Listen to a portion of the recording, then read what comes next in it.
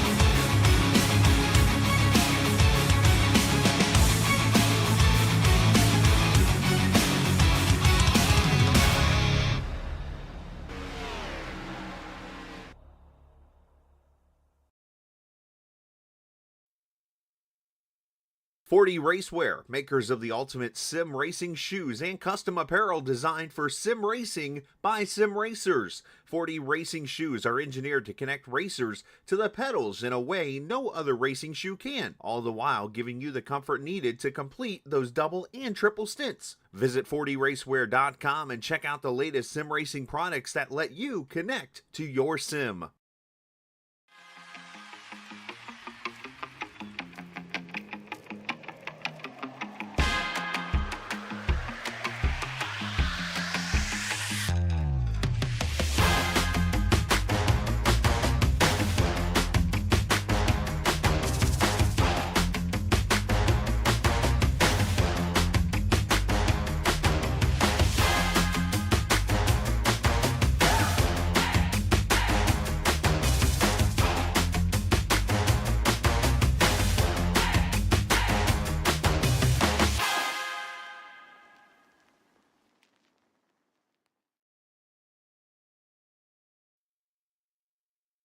Forty Racewear, makers of the ultimate sim racing shoes and custom apparel designed for sim racing by sim racers. 40 racing shoes are engineered to connect racers to the pedals in a way no other racing shoe can, all the while giving you the comfort needed to complete those double and triple stints. Visit 40racewear.com and check out the latest sim racing products that let you connect to your sim.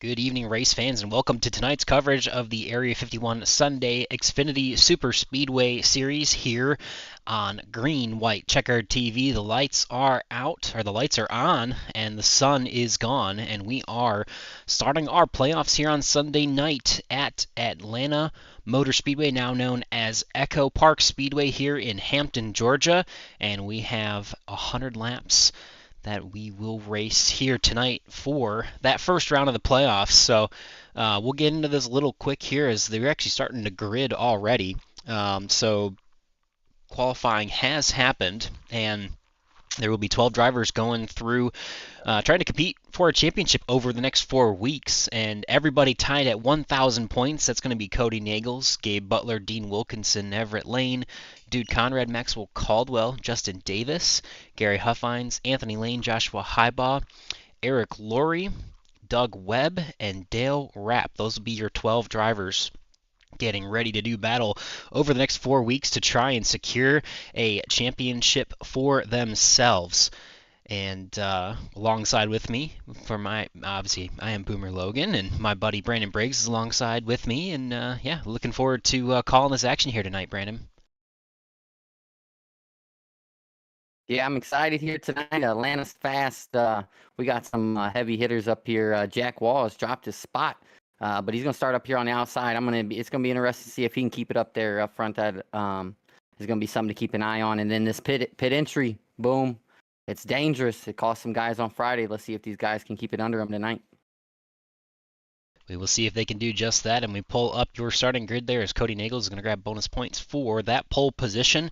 Jack Walls qualifies second in that number 83 Delaware U car, victorious on Friday night in the Truck Series. See if he can back it up again here at Atlanta. Gabe Butler in that number 88 Guinness Chevrolet, just 7 thousandths of a second off of our race leader, and Dude Conrad 13 thousandths to his outside. Some teammates side by side.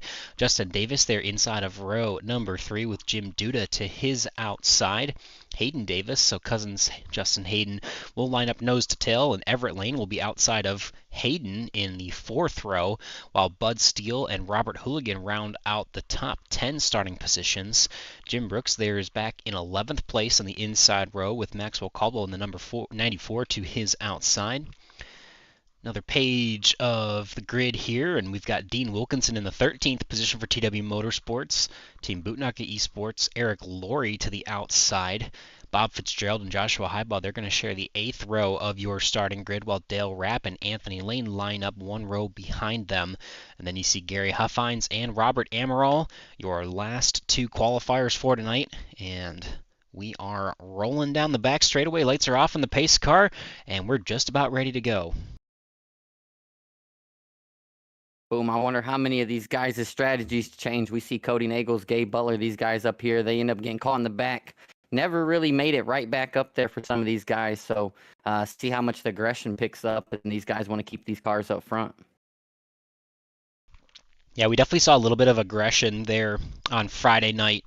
Saw a few incidents, but definitely some good hard racing, and we'll see that iRacing pace car dive onto pit road, and we will be green momentarily as Cody Nagels is going to lead us off here at Echo Park Speedway for 100 laps and the first race of the playoffs here on Sunday nights. Very good start there by that inside row of Cody Nagels and Gabe Butler. They're about to get almost maybe 2 cars. Yep, 2 cars clear here. So these guys are going to be able to decide which row they go in. Cody Nagels going up there a little bit. Gabe says, nope, I'm going to get around here. We talked about it on Friday. These guys, I think, are going to be a little bit more aggressive to get that bonus point for leading the lap. So I think that's going to keep some of these heavy hitters up here a little bit longer as Cody Nagels leads them through 3 and 4. Yeah, it's definitely an advantage to have those bonus points. Obviously, Cody's going to get the bonus points for the pole as well, which goes a long way in the championship battle for sure. I mean, we saw a couple years ago where Rick Sanchez and Gabe Butler had an incredible battle for the championship, and we thought that Rick had it all but locked up, and then Gabe gained 10 bonus points over Rick in the final race, plus a couple spots, and it was enough for him to win the championship. So those bonus points really, truly do matter. I know it seems like silly to say, hey, this one single point is going to mean something, but obviously it's come down to it in the past, so it's always important to pay attention to, and always important to grab those as much as you can. Yeah, especially with some of these drivers. I mean, some of these guys up here we've seen all year long, they don't. Some guy, one guy had 7 top 5s like that. That's insane, and that's hard to gain on when somebody's that consistent. So top class drivers in here, and they're definitely going to be up on it. It's nighttime here at Atlanta. It's going to get slick. These guys, their tires are going to start to wear out. These cars are going to be moving all over the place, and at some point, we've seen it a couple times. That third lane came in. It got a little wild. I wonder if these guys just say, hey, let's stay out here. And let's get through maybe a pit stop or two under green here in about 32 laps, boom, on a tank tonight. Yeah, it'll be interesting to see. We've heard reports anywhere from 30 to 35 and maybe even more laps depending on how much you're saving.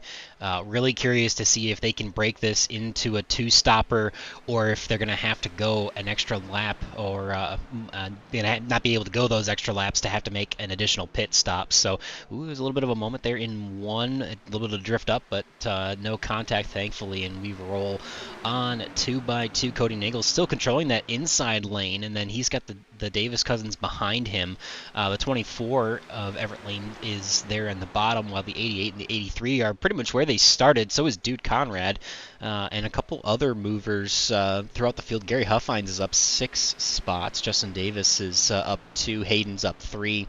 Justin now up 3 as he moves back into second place there.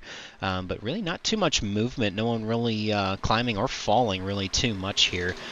So some urgency, but I think these guys are probably more focused on trying to save that fuel than anything else to make sure that they can only go 2 laps. Ooh, the 10 drifts off the bottom there for a moment, but no harm, no foul. They keep rolling through turns 3 and 4. The 88's going to get a good run down the front straightaway because of that, though, and he's going to get a bonus point for himself. 88 gets a lap led, gets clear to the bottom in turn 1, and we are rolling on lap number 7 already. Yeah, I don't know how many guys really want to be on that outside lane. There's a secret ninja that will kick your car when you're going through the trial. We've seen it on Friday night. These tires start to wear, and as these guys they're going really fast, 190 plus, through this track. And when they come through here, this car will wash up, and right coming out of here, right past here, the dog leg comes out, and we've seen a bunch of drivers move up there and get caught as the race goes on. So these guys, I really wonder how many is just going to say, hey, I'm going to stay on the bottom. Yeah, it seems like that wall almost jumps out and grabs you out of nowhere. But you can see as you come around to the front straightaway, you see the 2 lines, so you got about 3 lanes there through the corners, and then as you get through that front straightaway, you see 2 extra lines open up, and it gets like 15 to 20 feet wider, and it's just so much extra space there for those drivers to kind of fan out, but you have to always get it back down to 2 or 3 wide into turns 1 and 2, and 4 wide is almost entirely impossible, but we'll see. It's definitely been attempted in the past before. Yeah, and it may not seem like it's bad right now, but once, like I said, I got a prediction that, this race going to go a little bit. We're not going to have many yellows, I don't think. I think a lot of these drivers, they pull double duty. They learned a lot, especially here. Just, hey, let's get calm here. Let's finish the race. Make sure we got some fast repairs at the end. So that's going to cause for some long green flag runs. And I think when we get to about 20, 25 laps, them tires will start to push. Drivers will start trying to make them moves to get in spots to come down pit road, and that's when I think going to jump out and catch somebody. But right now, all clear, 10 laps to go. Gabe Butler and Cody Nagels has really been the only 2 to lead. Yeah, the only 2 that really have gotten that bonus point for the lap led, and now you see the 16 is going to get a couple laps led back from that high side. He's got the 8 of Dude Conrad pushing him. Jack Walsh shifted to the bottom with the 88 of Gabe Butler, and then the 10 and 19 of Justin and Hayden Davis are still where they started in line there. And then you go back further on the top side, you'll see the 94 and the 55 in the picture. 33's up in the top 10 as well as Everett Lane and Robert Hooligan here. Yeah, definitely some good runs, and Jack Wall's friendly enough, not going to be able to make all the playoff races, so gave up his spot, is going to let these guys, let another guy hop in here. But I tell you what, you wouldn't be able to tell no difference. That 83 has been hemmed up. He ran really good on Friday night, picked up the win, and then he's keeping it right back up here. What I've been watching about him, he's been running a really, really consistent line. Not much movement out of that 83, Boom. Yeah, no, he's just kind of sitting there fairly patiently. I think a lot of these guys are trying to save fuel like we mentioned, so I don't think there's really too much urgency to try to get to the front and push.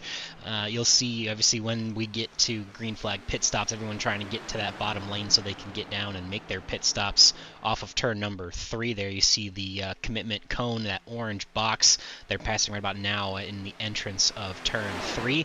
They'll have to be below that. No speed limit until they get to the actual pit lane entry here on the front straightaway, but they will have to stay under that red, yellow, or I think it's, sorry, white, red, white line, the triple colors there. And yeah, it'll be interesting to see how that execution of those pit stops happen here. And obviously we've still got maybe about 20 laps or so before we get to that point, though. Yeah, and I'm watching here. Could be coming up here soon. We see the 10 and the 19 got some Budweiser on the side there. They're wanting to get by that 83, get up there and maybe have a battle of the brews. But how about that? The 10 second season here with Area 51, put it right in the playoffs. Cousin unfortunately didn't make it, but hey, that team right there for being a 2-car team, they've done pretty good this season. Yeah, definitely. I mean, Justin has run pretty well in his time with the Bootnakas last season, and obviously brought cousin Hayden in to hang out and race together. Unfortunately, obviously Hayden didn't make the cut for the playoffs, but Justin still has quite a bit to play for, and you still have opportunities to finish the season strong no matter where you're at. But I guarantee that number 19 is going to be doing everything that he can to help that number 10. Throughout the rest of these playoffs here in the next 4 races as we close out the season. Yeah, and sometimes it's definitely you race to compete for a championship, but Hayden Davis got that yellow sticker on the back. He's still a rookie, and sometimes experience at tracks like this and the playoff caliber races, sometimes that experience is worth way more when you're early in a career with a season or whatnot. So definitely Hayden Davis is definitely paying off. Didn't make the playoffs, but getting the experience run up front with these guys every week is definitely going to help him next season. Yeah, definitely, and you gain that experience. I mean, had a really great first season, and coming through with the second here now, and definitely as time goes on, you learn some of the tendencies of the other drivers, and you learn what it takes to get some of that execution done, and get a chance to run up there with some of the big dogs. As we are working on lap number 18 now, and we've got a few more laps to go. We'll get to lap 42, which is going to be the bonus payout for tonight's race. So if you lead the conclusion of lap 42, you're going to take some money home and some bragging rights for an opportunity to get that lap led there. Yeah, and them guys up front, they've captured on it a couple times here, Gabe and Cody. I thought we were going to see our first bit of 3 wide there. Dude, Conrad got a little bit high there, boom. Yeah, going through that tri-oval, like we mentioned, can be pretty crazy. And you've seen that 8, he's really been sticking his nose out there, trying to get some clean air on that car and keep it from overheating, obviously. But it's really easy to get misaligned, and you have to be careful, because if you get a good run from behind somebody and you peek out, and then at that point, if you're ahead of them, that can definitely be an issue with the front bumper and the rear bumper, how they line up. And I've seen that happen where drivers can get turned in situations like that. Completely mistake, a complete mistake and no intentionality obviously to it, but yeah, just have to be mindful of that. But I do see most of the drivers here now look like they're kind of singling out single file in that inside lane, and I think that's kind of a telltale that these guys are probably getting ready for those green flag pit stops. But we do still have a good 4-pack in that outside lane with the 16, the 8, the 94, and the 55, and we'll see if they try to get down anytime soon and when they're going to make their first pit stops of the night. Yeah, peeking over to the chat, I seen Justin Davis pre-race, Dean Wilkinson telling everybody good luck, and Peter DeBorgia popped in there. He made a couple paint schemes for me one time, boom, and I tell you what, them things turned out awesome. I actually just refound him, did some things on my PC, and actually just started running the BC one he made me a couple years ago. Got my first win in Peter DeBorgia paint scheme. does a little fun there. He gets you a paint scheme, donates it to Extra Life. Great cause over there. So shout out to Peter for jumping in the chat. Yeah, definitely. And to answer his question there, like we said a little bit earlier, was about 34 laps at what we think is a maximum. Could be more depending on how good you are at saving fuel. We've heard as low as 30 laps, so I think a lot of these guys are trying to save as much as they can, because obviously if you can get to that magic number 34 at least for one pit cycle, then you got to go 33 for the other two, and that'll get you to 2 stops, and it'll be close to see who can make that and manage that. It's definitely an interesting battle, because you don't really want to be at the front when that happens. You don't really, obviously if you are the leaders, you're going to be spending more time on throttle, so you definitely have to keep an eye on that, and keep an eye on that fuel. Yeah, you gotta be careful here, because you don't want to get cut it too close to the line. Like you said, some drivers said 30, some said 32, some said 34. Some of these guys, like Gabe, have been out there on the throttle the whole time. Cody on the outside a little bit longer around the track, use a little bit more fuel, because they never let off. So those guys right there, I would think, man, it's gonna be cutting it close. I would be leaning more towards the 30, 31, and the last thing you want to do is be caught out there on lap 30, 31, and you're looking down at your fuel tank and it's saying out of gas, and you get caught up. So these guys really got to be paying attention and trying to get to their teammates if they got somebody near, saying, hey, I need to get down. Yeah, indeed, and that's just something that, fuel strategy, fuel savings, it's one of those things where if you're not doing it by lap 1, you're already behind. So it's one of those things you have to pay attention to almost immediately. And I think these guys have practiced this super speedway style of racing quite a bit. Ooh, the 83 and the 8 make a little contact, and the 16 too, but we are okay and rolling. But the 16 is going to say, hey, there's now a hole in the bottom lane. I'm going to take that, get down here, and get ready for green flag pit stops. That's going to leave the 8. Ooh, the 19 gets a little sideways into the corner of the 55 in the outside wall. And I think everyone gets collected for the most part. The 19 still trying to save it on the apron there. And, man, that's going to really shake up the field, but no caution for that incident there. Yeah, man, all these drivers right up on the wheel to be able to save that at these speeds, at this track. It's slick, it's easy to come around, but everybody stays all right. But these guys right back here are going to be in really bad place. Anthony Lane is going to be 5-6 seconds off the this lead lap, these lead cars up here. And, man, you come to pit road, you can go down a couple laps here really quickly.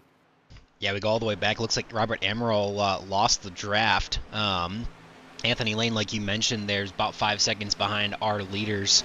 You go to Bob Fitzgerald ahead of him, Eric Laurie, and everybody's catching up pretty well. Robert Hooligan's about 1.2 seconds ahead of Dale Rapp, and unfortunately Dale Rapp doesn't have any drafting help right now. Bud Steele is getting to his rear bumper in just a second here, so they should have an opportunity to catch back up, and it looks like they're closing that gap now with a pretty good run for that 55. So I think really that only leads us back to maybe Gary Huffines, who is potentially in danger of losing this lead draft, as he's kind of fading back a little bit off the rear bumper of Bud Steele, now 1.4 seconds back. But Gabe Butler continues to lead.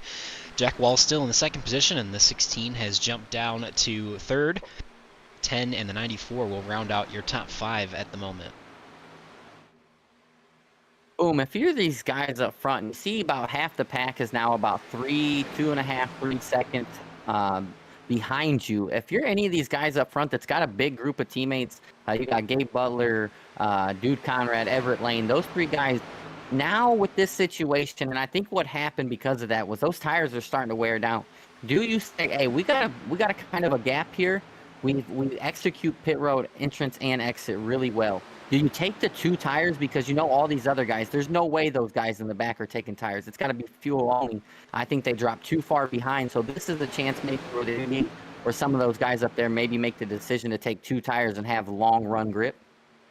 Yeah, I don't know. I think, you're going to spend a lot more time on pit road. Obviously, it's somewhere around 9 seconds or so if you're taking right sides and at least 1 tank of fuel.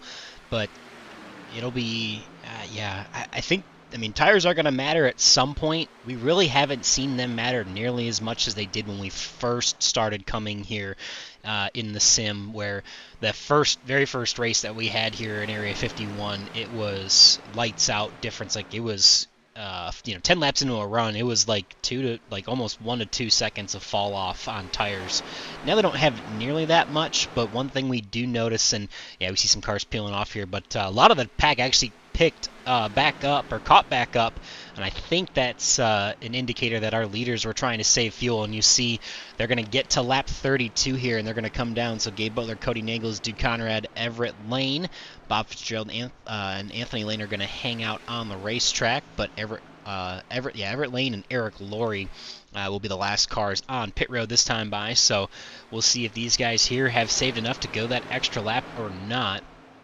It's going to be, looks like, some of the Silver Fox guys coming down pit road this time by. Anthony Lane's further on back, but not Joshua Hybaugh. I saw Dale Rapp, Robert Hooligan, and then Jim Brooks back there are your next three on pit road. Anthony Lane continues on, and I think Bob Fitzgerald, Bob's coming in this time by, and that will keep the lead with Jack Wallace, who's in a good position here. So everybody here definitely feels a lot better about their fuel than pretty much anybody else that has pitted so far. So if you can go 34 laps here, that makes a big difference, and helps out quite a bit. So, I mean, everyone who went to lap 32, I don't think will be in terrible position, but it definitely helps to go these extra 2 laps. And you see Maxwell Caldwell getting a lot of advantage on the apron there. Pit road speed doesn't start to the yellow cone there. He slides and locks it up and loses a lot of that momentum and time. But, yeah, it was a hard effort, hard drive through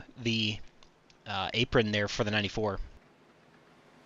Yeah, and you got to be really, really cautious coming through there. It's slick, and if you slam on those brakes too hard, you can really whip that car around and hurt your night and a lot of others' night. We can see maybe somebody just now going off a pit road, but smooth entrance for those guys. And I tell you what, Maxwell Caldwell, there's that line that you cannot go over on that apron, and dang, did he flirt with it. But everybody making their stops here. Looks like maybe that's the 00. Gary Huffine's going to lead this pack out here as the rest of the guys come around and follow back in suit. Yeah, you see 33 of Jim Duda and Dean Wilkinson. They are going to make their final pit stops here, and as they shake out, the 88, the 16, the 8, and the 24 are lined up. The 94 is going to be in this pack, and then the 101 of Joshua Hybaugh, they're getting passed by the leaders at the moment, and we'll pay attention to how this pack shapes up. I think we got to go back to Bud Steele here. He's about 1.3, 1.4 seconds off the tail end of Robert Hooligan. So if these drivers are trying to save fuel, he shouldn't have a problem catching back up, as Anthony Lane and Justin Davis will be right behind him in just a moment here. But as of right now, it looks like just the top 8 are going to be able to be pretty well connected here as we get rolling down the back straightaway. So, yeah, lap 32 for Gabe Butler, Cody Nagels, Dude Conrad, Everett Lane. They're definitely going to need to save an extra lap or 2 at some point. And it looks like, yeah, so we see penalties for the 52 of Dale Rapp and Jack Walls on that pit cycle there. 40-second stop and hold, and a bit of a mixed bag as far as, well, not too mixed, but your top 4 took 4 tires. Then we go back to Gary Huffines and Joshua Hybaugh. They made up a lot of ground by only taking either right sides or fuel only. Anthony Lane doing the same, and then pretty much everybody else on 4 tires and fuel. Robert Amaral with an 11-second stop, so probably just right side tires. And then Dale Rapp had a 40-second penalty, but a 48-second stop, so 8.25, probably just fuel only for him. So that does it for the first green flag pit cycle. Gabe Butler continues to lead, and now that it's settled out, we'll go through the running order for you here. We got Gabe Butler, Cody Nagels, Dude Conrad, Everett Lane, Gary Huffines, Joshua Hybaugh, Maxwell Caldwell, and Robert Hooligan here in this first pack. You're going to go 4.4 seconds back off the tail end of Robert Hooligan to get to the 6 of Bud Steele. Getting a good push from Justin Davis at the moment here. And last lap, they were about 0.2 slower than our leaders, but they are still pretty well organized. And this pack is going to be Bud Steele, Justin Davis, Anthony Lane, Jim Duda, Dean Wilkinson, Jim Brooks, and Eric Laurie. And then you'll go back another 4 seconds to get to Hayden Davis, who is without a dance partner at the moment. So is Bob Fitzgerald, another 4 seconds back or so. And then we see Robert Amaral, who did lose the draft much earlier, potentially maybe some damage on that 77 that slowed him down. Not entirely sure, but he is obviously by himself. And Dale Rapp and then Jack Walls both on an island as well from the penalties that they sustained. And we're getting a little racy here again up in the front pack as we jump back to it. Yeah, boom. As we were going through that grid there and those pit stops, if you don't think tuning in every Friday and Sunday to Green White Checkered means something, well, let me tell you, legends are made when legends do legend things. And how about Everett Lane putting that good wrench on that 24 Chevrolet? You had to be here a couple weeks ago to understand the whole meaning behind that. It's what makes the racing so much fun, the competition out here. But I thought that was good wrench. It's not. Apology to me. It's fast lane racing, but to understand why Everett is running that paint scheme, you got to tune in every Friday and Sunday here on Green White Checker TV. But hats off to Everett for putting that paint scheme on there. Yeah, definitely. Very funny to see a black and silver with red accents number 24, but it is cool and a cool story there for Everett Lane. But 16 of Cody Nagels is going to be the control car at the moment. 94 Maxwell Caldwell doesn't have any dancing partners, any teammates to help out for him tonight, but he is rocking there in the outside lane, trying to make something happen by himself. And if he can't, he'll just tuck back down here into the bottom lane, and the 24 is going to jump to the top, as so as the 16, and they're going to kind of right around the high side here, but they'll have to get organized as they're about to catch Robert Amaral, one of the lap down cars, and this disorganization is also going to allow the drivers behind him to catch up a little bit more, as we see Bud Steele about even speed-wise with Dude Conrad the last time by, but as it updates across the stripe, we'll get some more numbers here for you and see if they gained or lost any ground. The gap's down to 3.5 seconds. And I see, yeah, it was a 31.60s, 31.70s for most of our leaders. And then Bud Steele, Justin Davis ran 31.45s. So that's 0.3 of a second gain back there on that roughly 4-second deficit that they have at the moment. Yeah, boom. I think two guys that are going to need to become short-term playoff friends is the 16 and the 94. The 16 runs a lot with Vicente Guerrero and TW with Charles Johnson and those guys. Maxwell Caldwell runs by himself, but these guys up here in this pack right now, a lot of Bootnaka guys up there, and they're up there solo. So these guys right here at some point are I think are going to have to become pushing buddies to get around these guys up here. So that's two cars I'd watch to see later on this race if they don't try to see how pushing each other or one pushing the other works. Yeah, definitely. I mean, you really got to know how that's going to work out. And I mean, everyone has a little bit of a different tendency, a little bit of a different style on how they race, a little bit difference in experience level too. Some guys are much better at pushing, and some guys are much better at receiving a push. And you know, obviously, some of the teammates get a chance to work on those things as much as they can, but it's not always often where you and your teammates are lined up nose to tail 4 or 5 in a row to finish out a race. So you kind of have to find the help where it comes from.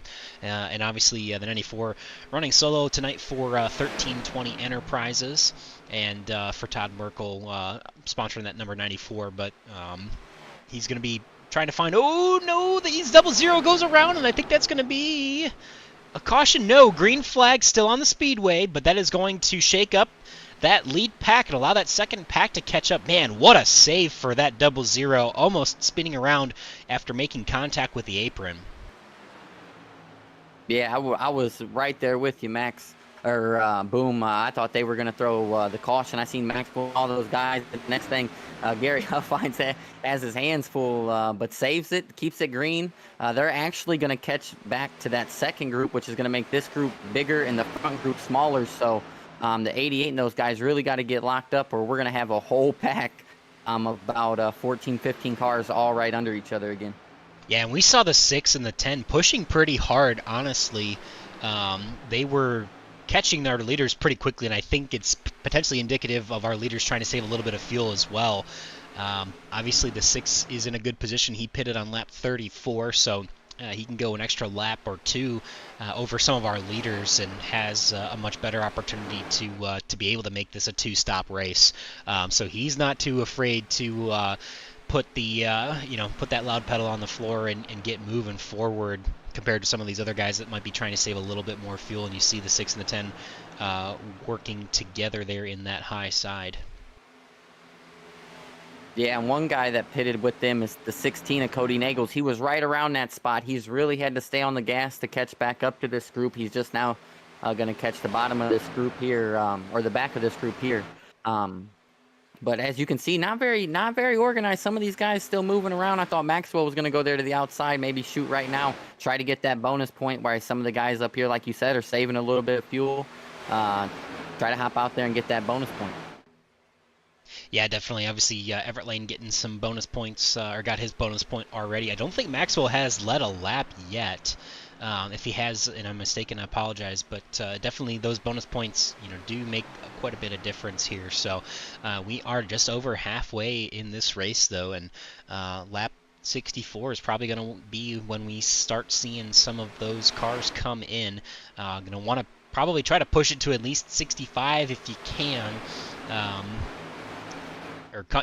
Lap 65 coming to 66, so that it's you do have a shot to make it to the end without having to pit an extra time. And I think everybody's going to be able to do that, but there's definitely some guys that are a little more nervous about it than others. I really like where Bud Steele is at there in the 6th position.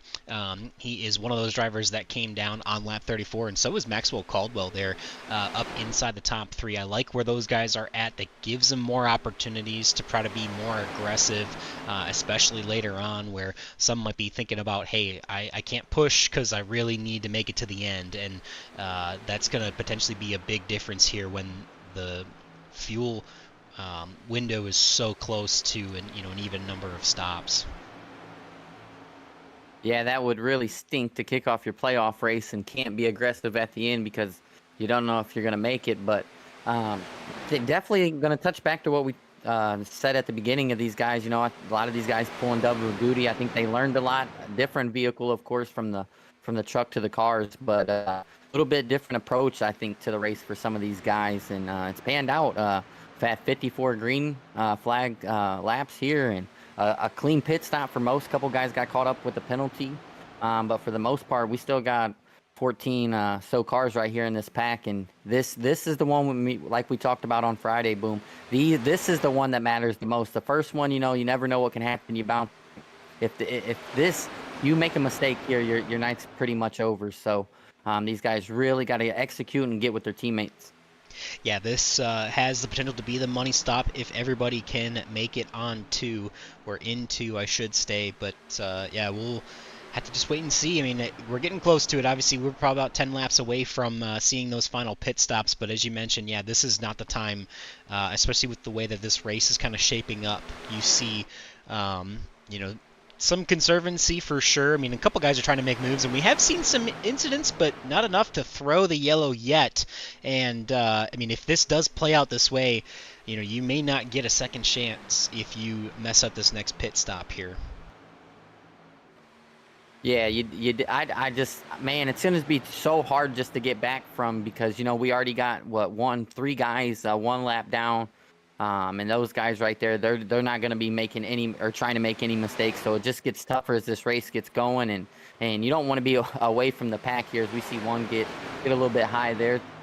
But pretty much single file. I think you nailed it, Boom. A lot of these guys are in fuel save mode, trying to make it to. I'm right there with you also on that. Trying to make it at least. I think I would be a little bit more comfortable with 66, just because some of the guys said they could stretch it. 34 if they tried really hard. So man, this is definitely going to have all the strategies come out of the bag. And I tell you, one guy to watch, he's riding in 10th, right in the middle of all this. He can really execute a pit stop. That's the 55 of Dean Wilkinson. He can save a ton where he's at. Doesn't have to be much on the throttle. Nobody around him is going to be real racy. So if anybody's to execute a pit stop, it's that 55. Yeah, and it was so definitely some drivers still to keep an eye on because you've got 14 all the way in this lead pack. But one thing I wanted to highlight here as well, the 52 and the 19 are really pushing hard as they can to try and catch up to this pack.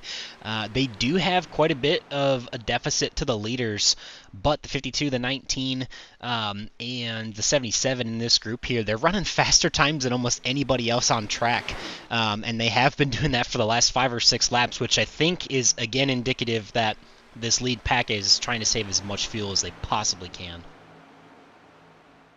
Yeah, and that's sometimes all you need. You need a break to get right back in this. I think Gary Huffines a couple races ago was a lap down. I think with 6 to go. He battled his way, got the lucky dog, ended up, I believe, in the top 5. So definitely keep racing if you're back there. You don't have nothing to lose, you know, and you don't want anything to happen, but I'm telling the guy Hayden Davis there, hey, let's go, let's catch these guys as they're full save mode.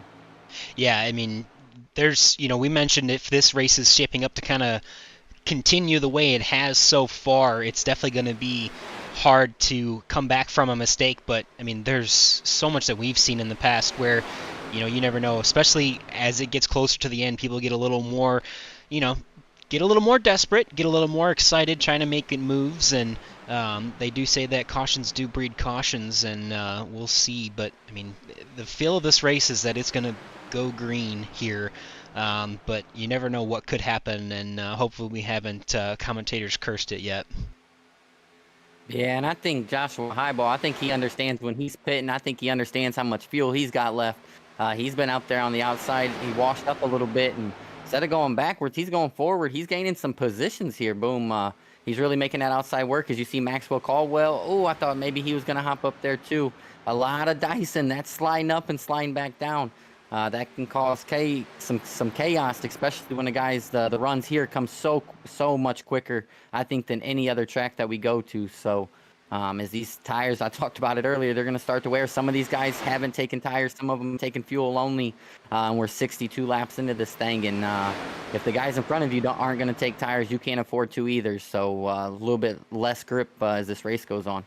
Yeah, definitely. And most of the drivers took 4 tires. We did see, actually, Joshua Highball was one of the very few that only took 2, and he seems to be working okay with it. And I think just because of the nature of, the fuel save mode that they're in, obviously, I mean, he's the only car in the outside lane, I think almost all the way on the racetrack, but for sure in this lead pack here.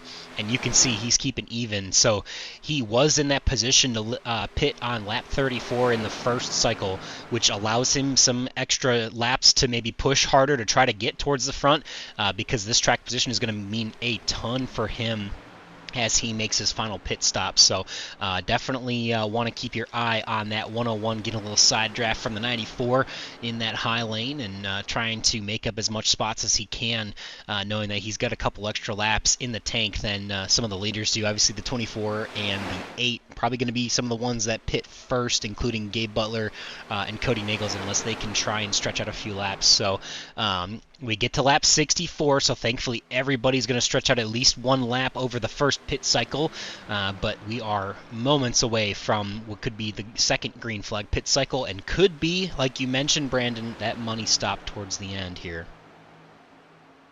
Yeah, the 101 up. Here we go. Just like you said, Everett and Dude going to be the first one. Only going to come in a 2-car group here. Oh, nope. Got somebody back there in the back coming with them. I do not know who that is that peeled off with them, but going to have 3 cars here come in here. And I like this right here. This the 126, Robert Hooligan, is going to come in with these guys here. Nice, clean entry here. You don't have to worry about anybody running you over or anything like that. Nice, small group. That calls for a good no penalty stop there. As these other groups, as it goes longer, the groups are going to get bigger and bigger, and looks like nobody's going to peel off this time. Yeah, that's definitely impressive for the 88 and the 16. You can tell they kind of pulled themselves further back in the pack and said, hey, you guys go lead. We're going to save our fuel here. They were some of the ones that came down on lap 32, and now they are pushing this middle stint as long as they can. So, obviously, the window to the end is open. Dude Conrad, Everett Lane, Robert Hooligan, who just pit there, and actually Bob Fitzgerald joins them. He comes down that second time. Those guys are going to definitely be paying attention to it a little bit more, but we're going to see the 88 peel off, the 16, and then the 51 and now any extra laps that you can get just gives you more opportunities to be aggressive and push as hard as you can. Yeah, I think that's the good spot for these guys. The 071 up there, he is a couple laps down, so he is not running for position. But these other guys, that gives them the position. I would kind of maybe let him be out front, even if I was trying to save that little bit, because right there, you're not battling for position. You're still in the lead through the pit stops. But looks like the very last group here, this is going to be a big group entrance here. Got to make sure nobody overshoots and run somebody over, and because if you go down there, doubt there's going to be a caution with it just being off this racing surface. Yeah, and you see Bud Steele actually make up some ground. I think he even got past the 101 coming into pit lane here, and that's a good opportunity. Ooh, Bud Steele gets a little loose, a little sideways as they come down pit road, and yeah, but it looks like this is going to be the biggest group that we have. Maxwell Caldwell, Bud Steele, Justin Davis, Gary Huffines, Anthony Lane, Joshua Highbaugh here, and Jim Duda and Dean Wilkinson actually stay out on the racetrack, so they pit on lap 35 later than anybody else. Obviously, they were a little bit further back, and I believe when it all cycles out, I think they might still be one lap down if I'm not mistaken, but yeah, have to see how that shakes out because I don't remember exactly where they were running. But I think they were a lap or two down. Obviously, I know that the 071 was 2 laps down, and you'll see there the 33 and the 55 are coming down now. So Maxwell Caldwell is going to get out first. Bud Steele will be just behind him, and then Anthony Lane. But you see at full speed, it's Gabe Butler and Cody Nagels as they're coming down the back straightaway. They're going to pick up this 94, probably pass him here, but Maxwell should be able to hang on to this group of at least 5, maybe more, depending on how it shakes out. Anthony Lane is catching this group, even though Bud Steele is 1.4 seconds, 5 seconds now off the tail end of Maxwell Caldwell. And yeah, I think, man, that might split that first pack in about half here. But the 20 or the 88 and the 16, as well as the 24, are pushing really hard to try and make sure that they can be in this lead pack, and some of the only ones in the lead pack who are eligible for this race win here. And we see Jim Duda and Dean Wilkinson, they'll be coming off of pit road this time by, and that will give the lead back to now the 16 of Cody Nagels as the 88 gets shuffled out to the high side. Yeah, I don't think the 88 got shot. I think this is by choice. I think these guys may still be a little bit nervous. I don't know. God, that's just odd. Maybe he's just going to say, hey, the 16, you get up here, you lead you use as much fuel as you can, because one thing I like about that move is because if we have a green-white checkered, these guys are already on the bubble. I do not want to have to pit and try to get through 16, 17 cars in 2 laps at Atlanta. It would not be fun, and it's probably not going to end up well for your night. So I like that move by Gabe. Get back there and save a little bit of fuel just if they do have a green-white checkered. Yeah, and I mean, I think everyone's going to be, for the most part, okay. Obviously, the guys that pit on lap 32, that would have been coming to 33, then, 33, 33, 33, you just need to save one stop or one extra lap. But obviously, the longer you can go, the more aggressive you can be. Or, like you mentioned, Brandon, the more you'll have in the tank in case there are any extracurricular activities on the night tonight. But it's shaping up to be a pretty decent fuel run, and you see the 94 there. He's like, you know what? I've got more fuel than all you suckers. I'm going to get up to the front here, and I'm going to control this race and see what I can do to be in a good spot. Obviously, for him, it's, easier to do because he has all that fuel, but I'd be curious to see if anybody would want to actually try to push Cody Nagels to be out front, because they would know that obviously he's one of the ones who, him and Everett Lane, well, actually Everett Lane and Robert Hooligan and Duke Conrad are probably in the worst position because they pit on lap number 65, which I think is reasonable to go to the end, but definitely they're going to need to save much more harder than the 94 or the 16 are. So who knows, strategy-wise, it could be more beneficial to push or make some of those guys make the moves to go to the front. And obviously, you saw Gabe Butler take his, he gave up his spot to go settle in down and behind in about 6th place, and said, you guys can go have some fun, go race it out. I'm going to save some fuel back here and make sure I have enough to the end. And obviously, the 94 and the 16 aren't as worried about that, but the 24, 126, and the 8 are in a little bit more of a dire situation, and better for them to be behind those 2 drivers at the moment. Yeah, and what that caused is that second group of that pitted Dean Wilkinson, Jim Duda, Bud Still, all those guys back there. They've caught all the way up, and Jim Brooks and all, and Justin Davis. It's going to be a big pack up here, and brought it up earlier. Boom, two guys that were probably going to have to be unwritten teammates. The 94 and the 16. They're 1-2 now. They got a big group of guys behind them, so. They definitely got to be probably maybe working together. We heard it on Friday. I'd rather finish second and get the points in the playoffs for second than maybe getting wrecked going for the win. So sometimes it's best just to ride second and get the points. Yeah, definitely. I mean, you want to make sure that you're going to be able to get to the end. That's going to be probably the biggest thing. And if you make the mistakes and run out of fuel, then you're going to have a pretty bad finish. And at this point, the more conservative you can be, the better. But we see a couple actually. Dale Rapp is a lap down in this pack here.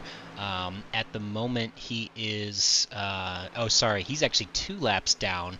So he's working hard to try and get ahead of the leaders here. But Dean Wilkinson in that 55 has caught all the way back up. I think, again, this pack probably saving a little bit of fuel more than usual.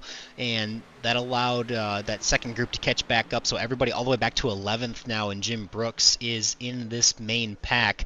Hayden Davis is about 24 seconds back. He doesn't have a dancing partner at the moment. Him and Bob Fitzgerald are a little bit further, but they are catching each other.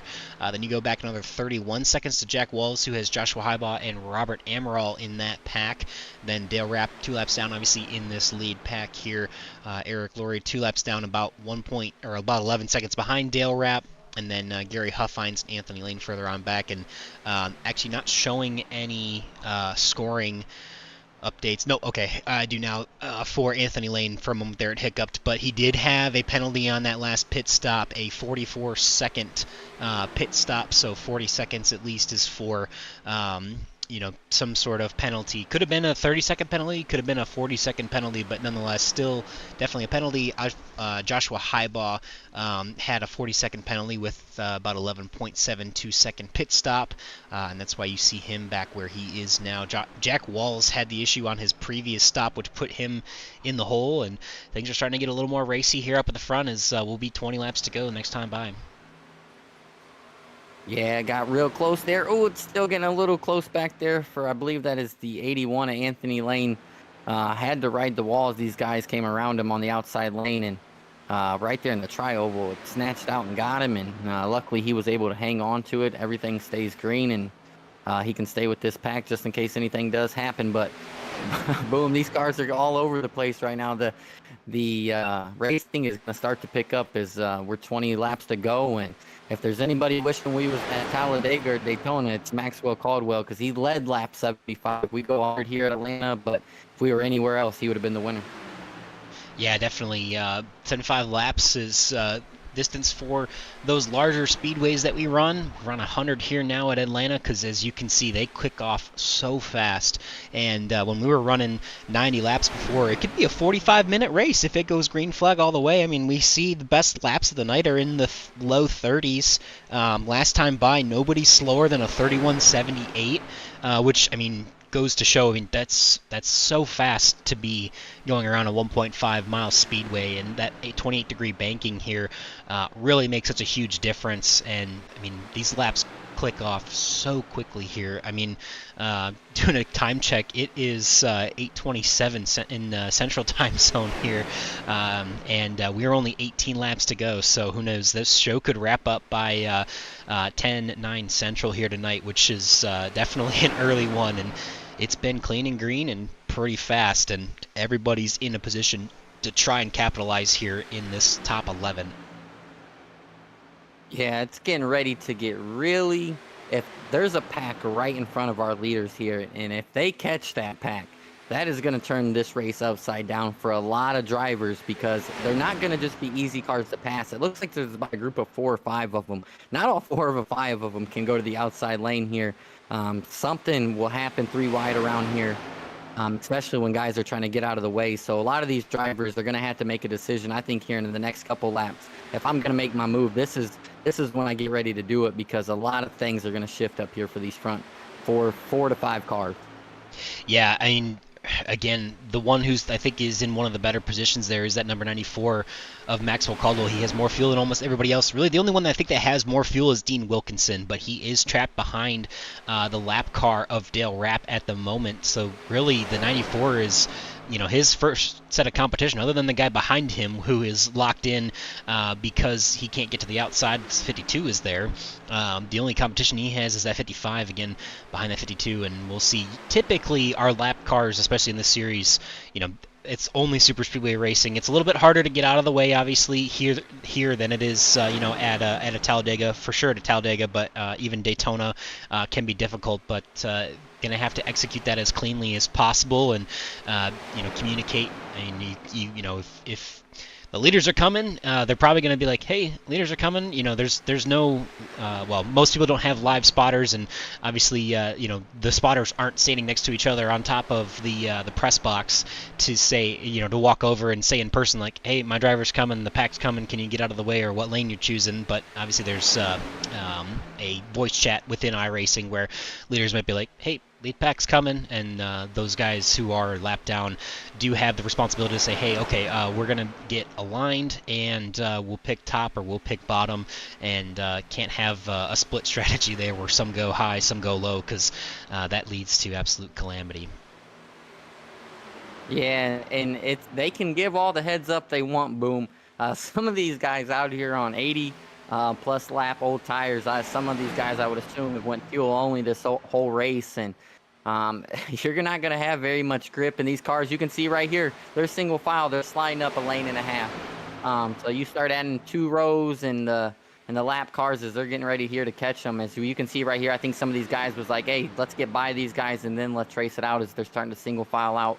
It would have been really, really hectic, and we know how quick that tri-oval wall can jump out and get you. But like I was saying, if I'm one of those guys in the back, Justin Davis, somebody, hey, I'm going to risk it for the biscuit, baby. I'm going to try to get these spots. All these guys are riding around on the bottom. Let me hop up here, use the speed from the lap cars, and try to gain a couple positions. Yeah, I think for the most part, everyone's in a position to be pretty safe on fuel. Obviously, it helps. Maxwell Caldwell's been leading this pack.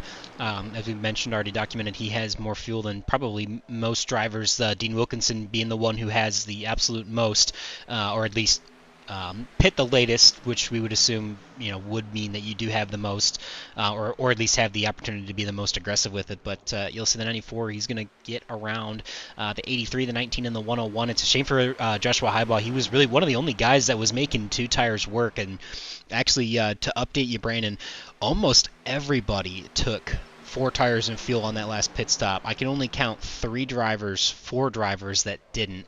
And one of those was, again, Joshua Highbaugh. Taking right sides and fuel only, but he got that penalty, and that puts him now 2 laps down. And I mean, when you sit in your pit box for 40 seconds and a lap is, like we mentioned, 31, 32 seconds at the absolute most, it's really hard to come back from. And unfortunately, with the nature of the way this race is played out, there may not be a lot of chances for those guys to recover from that, unfortunately.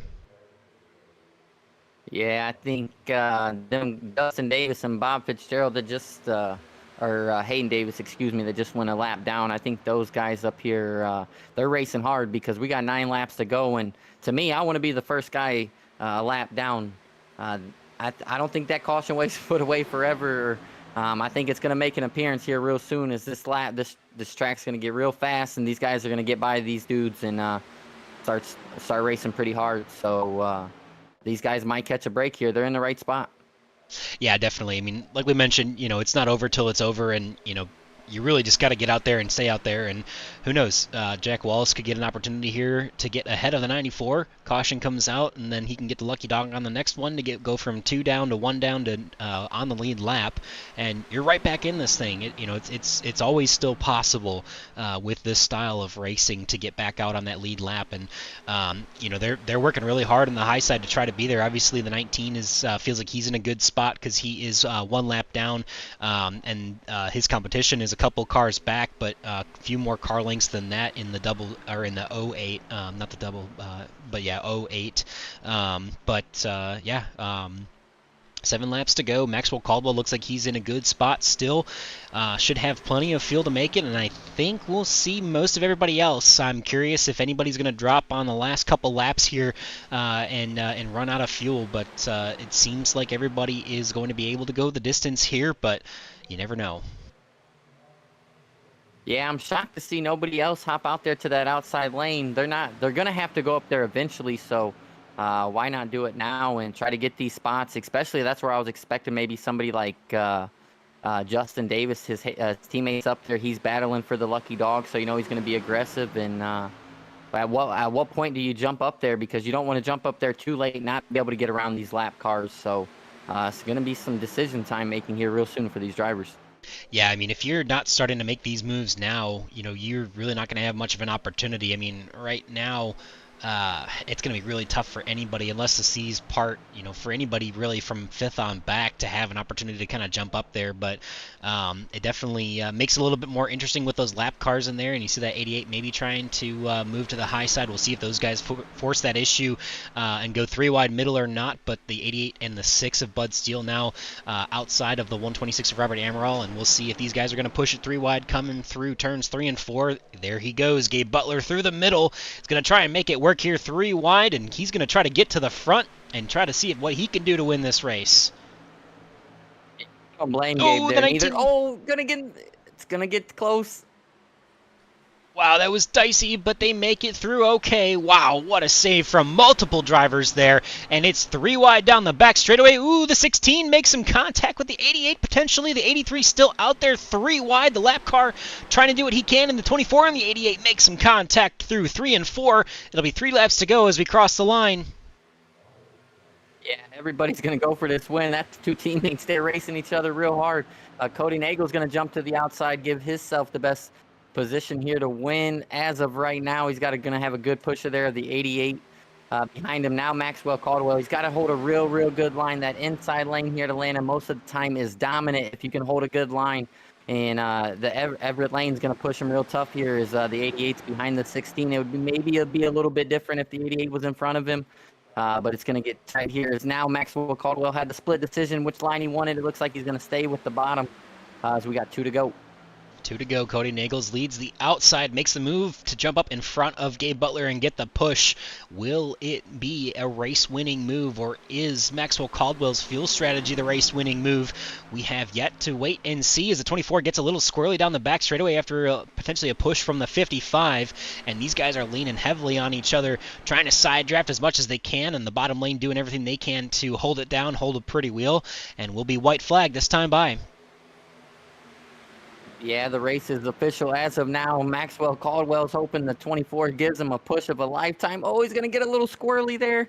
Thank goodness Cody Nagels was able to keep the speed he was or had. The 94 is going to lead him down the backstretch as the 24 is really going to have to push him here as that outside lane is really starting to squirrel. Oh, and the inside there, the 33 gets loose. The 24 loses his momentum, gets loose as well. The 94 doesn't have enough to get ahead of the 16. Maybe he does. The 88 goes to the bottom, though.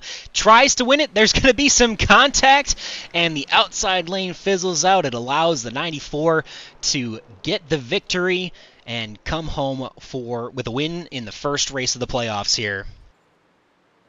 Maxwell Caldwell's been telling us every interview we had him in. He's been waiting to beat that 88, and I tell you what, he drove his ass off to win this race and ran a really good race. And congrats to the 94. He's been working hard at this. He talks about it, how difficult it is, and we're going to have one excited winner. Boom. Yeah, absolutely. Definitely get some love tap from the 88 there. But man, you know, fuel strategy really was king for the 94 where he was in a position. Obviously, you saw Gabe Butler get pretty smart with his fuel. Had to pit first out of just about everybody there at the end. And the 94 going more laps than just about anybody else there through most of the pit cycle. They're able to be aggressive and get to the front after the final green flag pit stop, and you see he's going to reward that good strategy with some donuts here and a good victory for him tonight. So we'll bring up the rest of the results as 94 continues to celebrate here. Maxwell Caldwell, your winner for tonight. Gabe Butler, he goes from the outside to the inside as the 24 has some contact and some issues on the last lap, and he's going to he ends up actually pushing the 94 to the win, and Cody Nagels, without any help, ends up coming home in the third place. And I mean, those three guys probably some of your strongest front runners for this championship here, and it'll be interesting to see what they have to say when we get a chance to interview them shortly. Robert Hooligan had a pretty solid day for himself. Kind of was able to stay up with that lead pack. No mistakes on pit road. Bud Steele as well had a really great night. Top 5 for him. Dean Wilkinson there in the 55 comes home in the top 10. Jim Brooks also a solid night. Quiet night for him, but no mistakes. Just good clean racing, and comes home in that 7th place. Same kind of story for Justin Davis. Was never in a bad position. Even Dude Conrad as well. Just in the right place at the right time, and had a good opportunity there to capitalize on that. We did see Jim Duda in that 33. He was the one who went towards the apron. Obviously, we focus on the leaders, but he had an issue there. Finished about 16 seconds off of the lead, about a half a lap behind the leaders there. And then you see a couple drivers. So Hayden Davis was a lap down. He's going to capitalize, and he is going to be the first car 1 lap down, and Bob Fitzgerald in the 08 will be the second, as Everett Lane unable to complete the last lap. So that puts him tail end of 1 lap down, and unfortunately all the way back to 13th after being in the top 3 at the white flag. So definitely a tough break for him there. Jack Walls, you mentioned, had some penalties at some point, and pretty much everybody behind had either hiccups on pit road or penalties or something to kind of end their night. Obviously, Dale Rapp, Joshua Highball for sure, had a 40-second penalty and at least 1 pit stop after being pretty clean on the first one. And then we saw Robert Amaral lost the draft early on and was never really able to recover. We saw Gary Huffines go for a bit of a wild ride and save it, but not enough for him. He'll be 2 laps down, and then the last 2 finishers in Anthony Lane and Eric Laurie. So, man, that's a tough night for some playoff drivers there for Gary Huffines, Anthony Lane, Eric Laurie. I think, if I'm not mistaken, the Joshua Highbaugh also Joshua Highbaugh in the playoffs as well. So we've got playoff drivers in the top 3 and the bottom 3, unfortunately, to start this first round of the playoffs here tonight. So with that, I think we've got an opportunity now to talk to some of our drivers and hear how that race went for them. So we'll bring up Cody Nagels here first. And Cody, definitely seemed like fuel was the strategy for tonight. At times it looked like you guys had to pit early, the earliest on that first cycle, and then you were able to cycle a few more laps into the middle. But walk us through some of the fuel strategy that was kind of going on for tonight. Yeah, I ran kind of the first stint, and I think I was 32 laps and wasn't really paying too much attention to fuel, but then I could tell that the race was quickly looking like a fuel race, and I knew if I was to make it to the end that I needed to try to save that extra couple laps. So I went ahead and wanted to lead a few laps, and then I decided just to go to the back and ride the rest of the race. And I kind of hate the fuel races, honestly, because just not being able to race, and it's fun once in a while, but I would have preferred being able to actually get out there and dice it up with everyone. But it is what it is. These races are a lot of fun once in a while too. Yeah, it was definitely a different type of race. I'm pretty sure if we had an over/under on the cautions, everybody would have bet the over. And did that really change? I know you said it switches some things up, early with it seeming like it was going to be green, but did that change any mood as the race went on? And did it say like, man, this is gonna be like you said, a longevity race, and I'm not gonna be able to race the style I want, or how does that really affect you when a race goes like this? You have to be able to adapt to what the race gives you, and this race was one of them where everyone started singling out, and it felt like it was going to be a fuel race pretty early. So I kind of had to run a race that I don't like running, but I've got that to be able to do if I need to. But it is what it is. It's another P3 and another solid start, really exactly what I need going into next week. Yeah, definitely. I mean, a pretty solid start to the season for you. Pretty good season so far, and obviously a couple top 3s in both series on Fridays and Sundays to start the playoffs for you. Definitely puts you in a good spot for sure. But one thing that we were kind of curious to know, obviously we saw more cautions than not at times, in the Friday night race. obviously most of the field here on Sundays is the same field that runs on Friday nights. Do you think anybody kind of took note of that on Friday night and said, "Hey, we need to maybe try and be less aggressive," or was it really just the fuel strategy that had everyone backing it down on the aggression? I think it was a little bit of both. And I also think the car had to do with it, where the trucks are easier to drive, but at the same time, it's very easy to like to overdrive them, and I see a lot of that. Whereas in this car, people tend to have to back it down a little bit and race more controlled because you can't like slam draft as good as you can in the truck. So kind of with that, it seemed like everyone seen the fuel race, so they drove the car easy and got the field spread out through green flag pit stops. And yeah, I mean, it it worked out pretty good for me. You know, it wasn't a win, but I'd take a podium in every race if I could. Yeah, definitely. So a little bit of porque no los dos, but a pretty solid opportunity and a good finish for you there. And so one last question before we let you go. Obviously, we kind of looked at the finishing order here. We saw obviously Maxwell, Gabe, and yourself there in the top three, and um, we'll proclaim it here on the broadcast, but I mean, I think you guys are probably some of the front runners or maybe the favorites to win this championship. What's in your mindset over the next 4 weeks as you try to compete for this championship? And do you feel like you're one of the favorites, or do you try to race with a chip on your shoulder? What's your mindset as you get into these next final three races of the season? Um, I feel like I can just run consistently, and I feel like I can win a championship without necessarily winning. Um, the way the points is set up, yeah, you get the bonus for winning the race and everything, but I think consistency can win championships over here, and I feel like I've done that this season. It's just going to be a matter of having the schedule to run next week because I'm going to be playing softball to raise money for military vets over the weekend, and it's going to be from Friday all the way to Sunday, and I'm going to try to get one, if not both leagues in. But if you don't see me, that's where I'm at. Um, so we'll see. I really haven't even got the schedule yet, so I have no idea what this week holds.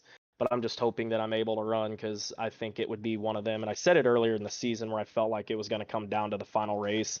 And I mean, I feel like this race is a little bit of a sneak preview of that.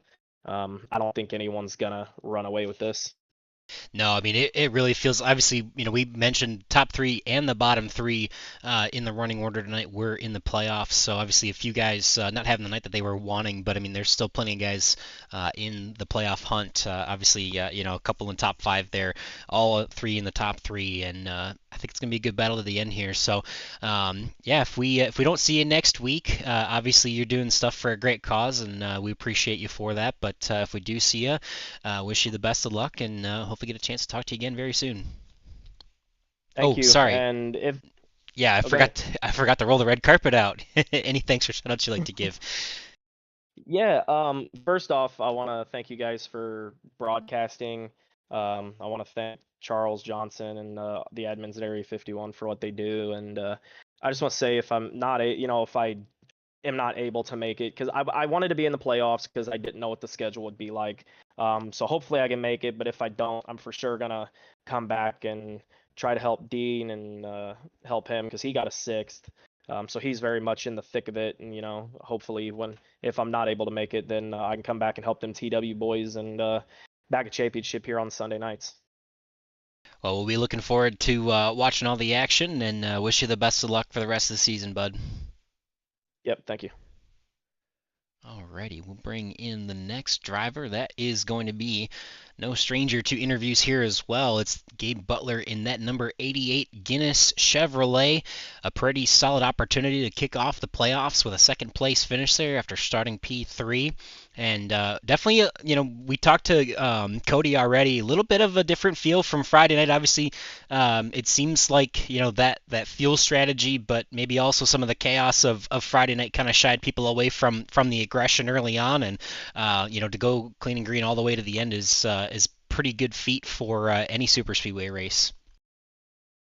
Yeah, especially here at Atlanta. But I think, pretty early on, we figured out it was going to be a fuel mileage race. So, I mean, some guys were saving fuel right off the bat. And I think that lended itself to people not racing super hard. And our thought process was, just at least get track position and stay up there and race as hard as we need to, and save fuel in the second half of the race, and that's what we tried to do. I know Everett there and dude, they had to pit a lap before me. I was able to stay out an extra lap, and then I know Max had stayed out even another lap ahead of me, and I was saving fuel the whole time in that last run and saving tires at the same time. And then what about, I think it was 5 or 6 to go, I said, "Hell, I've saved my tires, saved my fuel. I can make it now." So I decided to go and just went for it and ended up P2. Got real lucky. Yeah, you had one heck of a run, back down a little bit and then back up. And I seen you make that move there. And do you wish you made that move a couple laps quicker? I was telling Boom, man, if somebody jumps up there with those lap cars, they can really make some movement. And then you hopped up there and you really made that charge. Would you have made it a little bit sooner if you could go back? No, not really. Like I said, I had to save fuel. I think I had a tenth of fuel left when the race finished. So I think if I had to went any sooner, and especially being on the outside, I think I might have run out of fuel. So I didn't want to take that chance and get too greedy. So I mean, and plus the fact too, I think by the time I would have got to them anyway, I think I might have been, they would have came up and blocked me anyway, which ended up happening. And unfortunately for Everett, he ran out of fuel, and I was able to duck below Cody and sneak in underneath him, and kind of steal away P2 there. So I mean, yeah, good points, not a good start to the playoff. Yeah, definitely a decent start for you there. Obviously, we talked to Cody about it, but the top three and the bottom three in the running order or finishing order were in the playoffs tonight. So definitely a little bit of a mixed bag, but Yeah. it definitely seems like there's going to be a pretty competitive field, I think, throughout the rest of these playoffs. I mean, obviously, you Maxwell and Cody all there in the thick of it. Dean Wilkinson up there as well, and a couple other drivers in the top 10. But it seems like it's going to be a pretty good battle to the end here. And I know you've been kind of a preacher for consistency, and I assume that's kind of where your mindset and your mentality is going to be going into these next few weeks. Yeah, I mean, you don't have to win every race, and if you can get, some really, top 5, top 3 finishes, then, you should be in a good spot going into the last race. But as you all know, anything can happen on super speedways. All it takes is one mistake, and your race and your championship could be over. So yeah, it's very important to stay as consistent as possible. But I have to say, I mean, caution free at Atlanta in this car, I mean, that's pretty impressive. So I mean, good job by all the drivers. Yeah, definitely. So, and obviously, we've talked to you quite a bit. You have, one of the most prolific, resumes here in Area 51, and probably one of the most humble people we know. So I know you wouldn't probably consider yourself a favorite, but we're gonna call it here on the broadcast. I think, for between you, Maxwell, and Cody, you guys are probably at the top of the list of guys that I think are going to be in a really good spot to compete for this championship here. Where's your mindset at going into these next three races? I know you always preach consistency, and I assume that's going to be a common theme. But what's do you have any specific goals over these next 3 weeks that, hey, I really want to make sure I'm doing these things to make sure that I give myself a chance to win another championship here? Yeah, I mean, just kind of depend on your teammates, and they depend on you, you depend on them, and again, it's super speedway racing, and I mean, I've always said it. To me, anyway, you're nothing without your teammates. And I mean, fair play to Max tonight. He was running by himself, and he ended up winning. And sometimes that's not a bad thing because you don't have any distractions, and depending on people depending on you or you depending on them. But I mean, overall, I wouldn't replace my teammates for nothing, man. Anything I've ever accomplished, it's all due to them. But I mean, the mindset is, yeah, be consistent, don't make any mistakes, and just take one race at a time. Don't get too far ahead of yourself. Just look forward to the next race, plan that one out, and hope for the best. Yeah, I think if I had a nickel for every time I've heard you say, you're nothing without your teammates, I'd probably be almost a millionaire at this point. But nonetheless, great opportunity tonight, capitalized. on the green flag pit stops, like you said, made no mistakes, and we're up there when it counted. So we'll roll that red carpet out for you now for any thanks or shout outs you'd like to give for that second place finish here tonight, Gabe.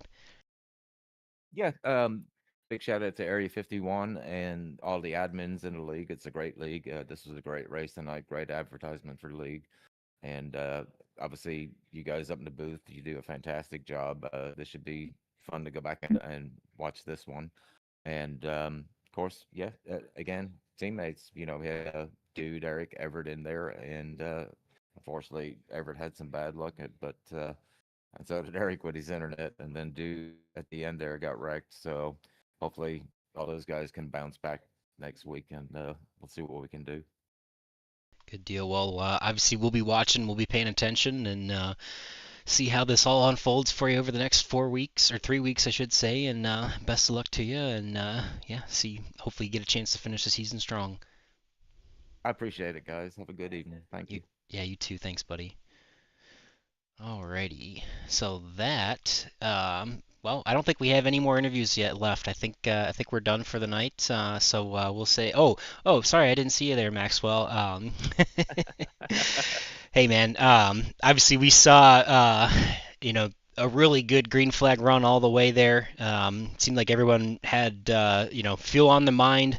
I know you typically, well, at least in the past, I think you've listened to the broadcast. You probably heard us saying a few things about, you were obviously one of the ones that could save the most fuel, and obviously you went right to the front after that second green flag pit stop there because you had more than just about anybody else in the field, and I assume that was kind of the strategy all along from green flag. The drop of the green flag was to save that fuel and pull that strategy to be able to be more aggressive at the end. So yes, but it was kind of also different at the same time. So typically, I like to run a little farther in the back, really pull that draft, and just make it where I, can go about as far as I can go the first couple runs. That way, the last run I'm putting the least amount of fuel in. A and B, I know I can go hard for the end. But tonight, I really wanted to be more aggressive. I feel like even in other leagues, running some plate races, that maybe we've gotten caught up in a few things just by not being at the front, not being able to make those passes. I mean, this is all these guys do for the most part is plate racing. Some of these guys like Gabe Butler and some others, they don't really race a whole lot of other stuff. So they're like the masters at this. So coming in as a recreational guy, I guess, with it and trying to run with them, you kind of got to learn some different tricks and stuff. So tonight's big thing was save more than them because I saw them leading, but also hang around that top 5 area, top 10. Really, top 10 was too far back. I wanted to be kind of probably 6th on it. And just kind of ride. And we kind of rode that outside lane the first run. And I thought that would end up burning more fuel, but I was able to kind of part throttle it most of the way around, even on that high side. And eventually it started to dissolve, and I saw a hole on the bottom, fell down, and was really able to save more on the bottom. So I think each run I went about 2 more laps than Gabe and Cody, and I think that was ultimately toward the end what allowed me to be a bit more aggressive than they were and be able to pull this off tonight. Yeah, congratulations, buddy. Man, don't short credit all. You drove your ass off tonight. It was awesome to see you up there. And then when it got late there, you might have made all the right moves. I thought you was gonna jump to the second lane there, and I was like, don't do that. Don't do the second line. Just hasn't been as dominant here, but you didn't. You stayed on the bottom, and you was kind of aggressive. Really, like you said, being able to get up there and make your moves. And does that make it a little bit better when you don't have any teammates? Gabe said, one thing about you, you don't have any commitment to, pitting with these guys. You can really have open free range. And did you like that kind of a little bit more tonight, just being able to do whatever you wanted?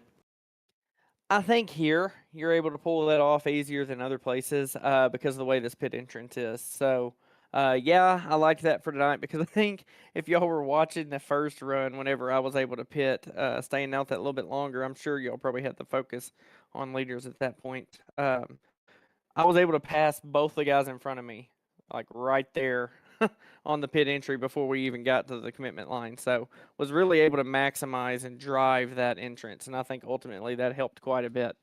And I mean that take a little bit of time, even staying out later, and those guys still drafting. That allowed me to kind of mix back in with that group, but at the same time, it also, I was able to pit when I wanted, like y'all said, and just I was fortunate that a lot of guys stayed out with me on some of those, and I was able to just have enough fuel to just have a big push lap before I came to pit road with the draft and everything to try to get some big speed and momentum, and ultimately all that helped. But still, when we came out on that last run, we still had to pass some of those guys, so it was no easy task. But ultimately, we made it work by ourselves, and it was really interesting that you could get on that outside lane and not have a whole lot of help and still pass some guys. Yeah, I think that's pretty indicative of, the fuel save strategy. I mean, we saw 3-car packs at some points in time be, over half a second faster than the leaders. And obviously that's just maybe the potentially the nature of fuel strategy and fuel saving. But so obviously we talked to Cody and Gabe already.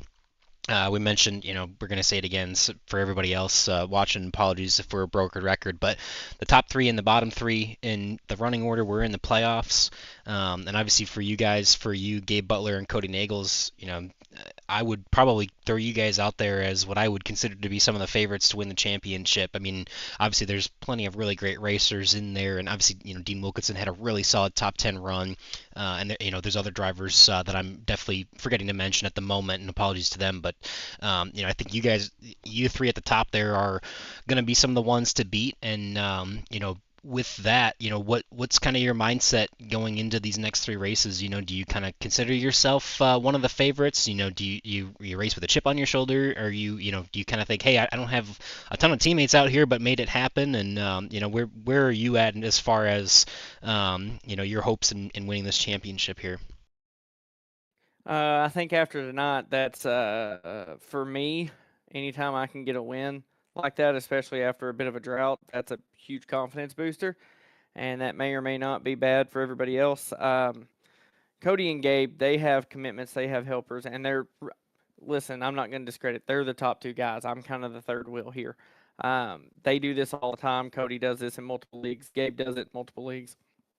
I really only do this full time with Area 51, and then my other leagues just as are on the rotation. But coming into this, I knew I would be the third place guy, but I kind of almost looked at myself as the underdog in a way, because I knew they were dominating the season, but I was right there third in points, just kind of hanging out with the rest of the pack, I guess you could say. But after tonight, seeing that, as long as I can have some solid runs and not getting any messes at Daytona and Talladega, I mean, I think we got as good a shot as anybody. And I mean, what a way to start it, right, with a win. Now it's just a matter of we can't get in wrecks. We need to lead laps. And ultimately, I think the strategy from this point is just going to be get more aggressive, worry less about fuel, more about running with Gabe and with Cody. Because I think if I can be there, I can race them. But I've always been trying to save too much and then got myself pinned behind guys late in a race where I could make the move. Yeah, well, definitely a good opportunity for you there tonight, and you take some extra bonus points home with you for getting that race win, and coming home with 43 points, so you'll have 1,043.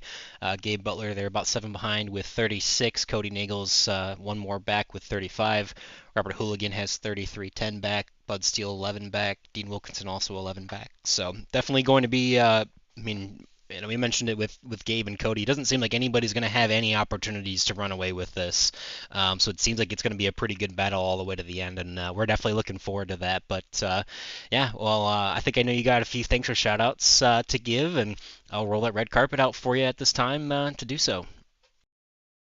Yeah, first and foremost, got to thank my Lord and Savior Jesus Christ. I mean, what a blessing it is to be able to run Area 51 again. Been around for a while, took a little bit of time off, but it feels good to come back and just run with some familiar faces and have some good laughs and stuff, and be able to be these teams that you're competing against that you're real fierce with. At the end of the day, you can go in their chat and just laugh about the race and kind of just talk and have a good time. So it's good to race with these boys and blessed to be here.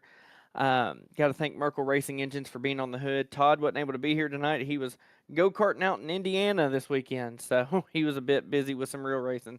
But shout out to him for sponsoring the vehicle, and Merkel Racing Engines for being on the hood. We appreciate that sponsorship. I would say I got to thank my teammates, but I didn't really have any tonight. So got to thank the league for putting all this on, and you guys in the booth, man. Like I said, I've been there, done that. I've been in your shoes. It is no easy task, but I hope tonight. I felt like the racing we had all night long. There should have been a constant storyline for y'all to tell, and I do. I do have to make mention that I joke with Gabe all the time about just wanting to beat him, and in the broadcast, always saying I want to one up him at least one time, and I can finally say this season I did it. So, super excited about that.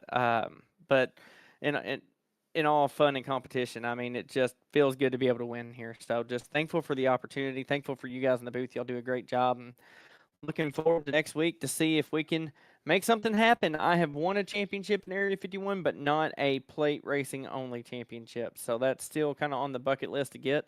And what a better way to start than with a win tonight.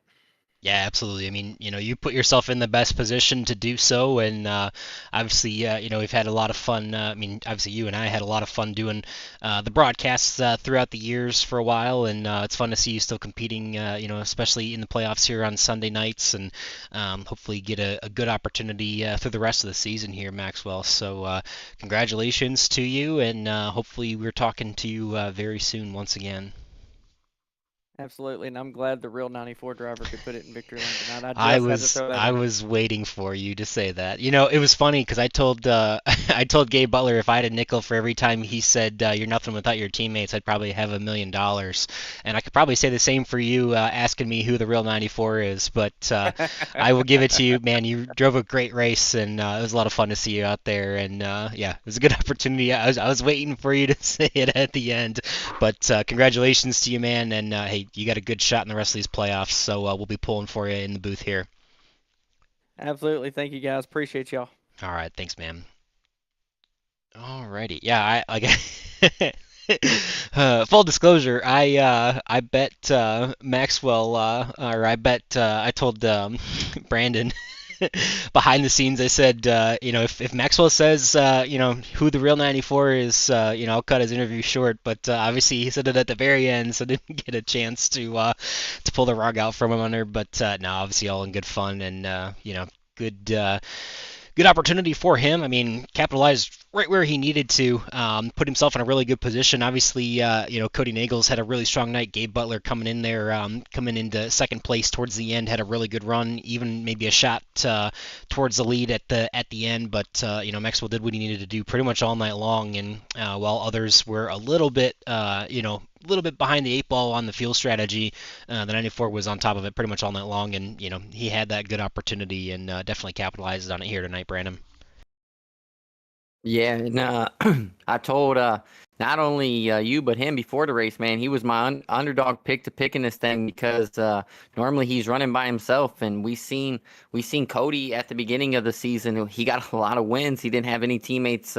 He was just running there by himself. He picked up a couple wins while doing that between Friday and Sunday, and in these playoffs, especially at these racetracks, you gotta be selfish at some point, and I would just be more comfortable in his shoes than anybody else's right now. So, and it worked for him tonight, got himself a win, and I'm glad he touched base on that pit road. We've seen a lot of guys be cautious on that pit road entry. We focused in on it. He did, pass quite a few guys, and that really, if we have to put something to it, that could have been the move of the race. So, hats off to him. And next week it's going to be a little bit different as the track narrows up a little bit more, and a little bit of a shorter race. Yeah, definitely going to be, well, shorter in laps, but I don't think in length. Obviously, about 150 miles for tonight, and you'll have 75 laps at 2.5 miles. I don't feel like doing the math to figure out how long that is, but yeah, we'll have a race next week on October 5th. We'll be at Daytona not Super Speedway, it's the Daytona International Speedway, the World Center of Racing. So that'll be an exciting Sunday event for playoff drivers here, and then after that, we'll take a week off. And we'll be back on October 19th and the following week, the 26th, both races to finish the season at Talladega. And you will not want to miss it. Obviously, we had a really great race tonight. Quite a few contenders up in the playoff mix. And obviously, Maxwell Caldwell jumps out to a little bit of a lead over some of the other drivers. But, I mean, you cannot count out some of those guys in the top 5, top 10 finishing tonight. And obviously, pretty much, the top 8 or more still in a position to capitalize. Definitely some playoff drivers that did not have the night they wanted to, but still a lot of time to see others make mistakes and catch back up. So nobody's out of it just yet, and it'll be a really great race. And I promise you're not going to want to miss any of that action. So, so next week Daytona, in 3 weeks Talladega, 4 weeks will be Talladega for the season finale. Obviously, same deal on Friday nights. It's the same schedule, just 2 days earlier, and we'll be running Daytona next Friday, Talladega 2 weeks from that, and then Talladega to finish the season out. So once again, you want to make sure you're tuning in every single week at this point, because there's so much stuff to go on at the end of the playoffs here, and even the Tuesday Night IndyCar Series is still rolling along as well, and they've got a couple races left. So their next race is going to be October 7th there at Michigan. Then they'll run October 21st at New Hampshire, November 4th at Las Vegas, and November 18th at Indianapolis, which will be a double points race to finish that season strong there. So, definitely making sure you're paying attention to all the fun that we have here on Green White Checker TV. And before we sign off, Brandon, any other final parting thoughts you have before we say goodbye to these fine folks here? Nope, this pretty much topped it for a Sunday night. I tell you what, these boys put on one heck of a show, and Daytona's going to be exciting as some of these guys didn't have the finish they wanted tonight. They're going to have to be aggressive, and we know what happens when drivers get aggressive at these super speedways. So excited for next Friday and Sunday. Yeah, it'll be definitely, like I said, you're not going to want to miss any of that action. It's going to be a lot of fun to watch. Gael is going to be running the show, I think, on Friday and Sunday night for next week. So you'll hear him and Brandon Briggs there, my buddy, in the booth. And obviously Brandon does a really great job. Appreciate all that you do with us here. And obviously Gael is a class act and a good guy all around. So a lot of good people here at Area 51, and a lot of fun that we get to have at Green White Checker TV. So enough rambling from us, but we want to say thank you. Obviously, a good end to a good week, and hopefully a good week to come for everybody out there listening and watching. And we appreciate you and your attendance and your support throughout the years. And best of luck to everyone throughout the week. And we'll catch you in the next one. And hope you take care.